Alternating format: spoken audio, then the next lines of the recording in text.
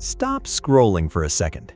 If you've spent the last year watching podcasts, reading productivity books, saving educational videos, and your actual abilities haven't changed, you're not lazy, you're trapped in a psychological bug.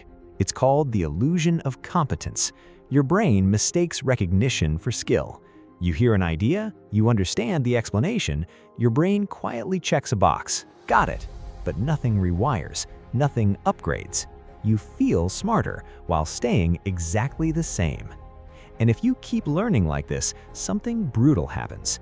Most of what you learn this year will vanish within days. Not because your memory is bad, because your brain never believed the information mattered. Scientists discovered this problem a long time ago. That's why they don't treat ideas like facts. They treat them like suspects. Every theory gets interrogated. Hypothesis, test, evidence. Which means the smartest learners in the world don't collect knowledge, they stress test it. And hidden inside that process is a strange variable that determines whether knowledge becomes power or just intellectual entertainment. We'll come back to that. But first, you need to understand something unsettling about your brain. Your brain is not designed to remember information, it's designed to delete it. Your brain is a calorie miser.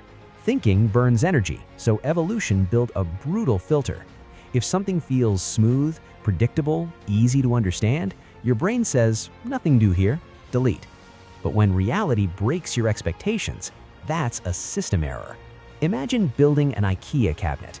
Everything seems stable until the entire structure collapses and smashes your foot. Suddenly, your brain panics, adrenaline spikes, your nervous system screams, update the map. That surge of surprise, that's the moment your brain creates a permanent save file. Scientists call this prediction error. When reality violates your expectations, the brain rewires itself to avoid making that mistake again. Which means something strange is happening during most learning. When you watch a clean, well-edited lecture, your brain experiences zero prediction error.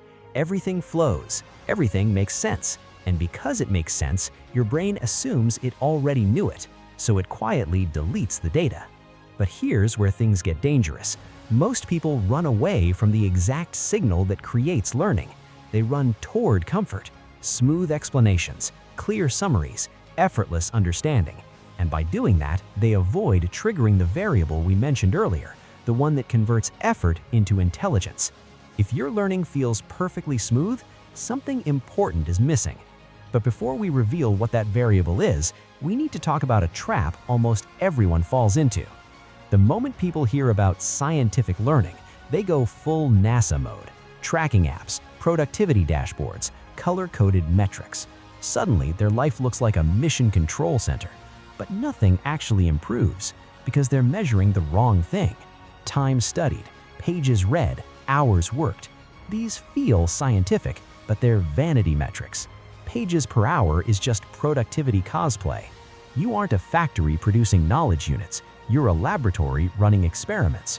Which means the only data that actually matters is this: when were your predictions wrong? That moment, when reality contradicts your expectation, is where intelligence is built.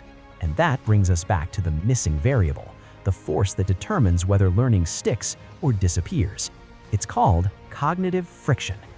Cognitive friction is the mental resistance you feel when an idea pushes against your current model of the world. It feels heavy, uncomfortable, like a weight pressing against the front of your skull.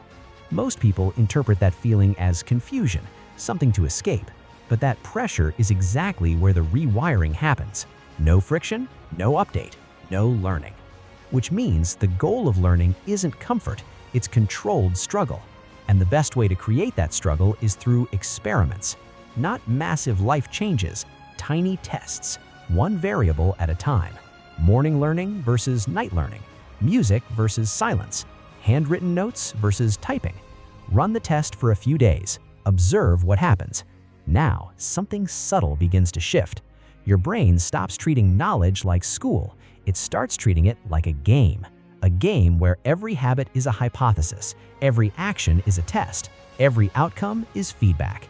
And once the brain realizes it's inside a game, it becomes obsessed with improving the score. So, here's something you can try today. 5 minutes. Take one idea you recently learned, just one. Instead of asking, "Is this interesting?" ask a more dangerous question. How could I prove this wrong tomorrow? Design a tiny experiment, 25 minutes of focused work, one distraction removed, one method tested. Write down what happens. That's it. You just closed the learning circuit. And when you start doing this regularly, your identity begins to change. You stop seeing yourself as someone who consumes knowledge. You become something else, a scientist of your own brain. Your habits become hypotheses, your failures become data, your successes become patterns. And after enough experiments, you start noticing something most people never realize. The brain you think you have right now isn't fixed. It isn't finished. It's just version 1.0. And experiments are how version 2 gets built.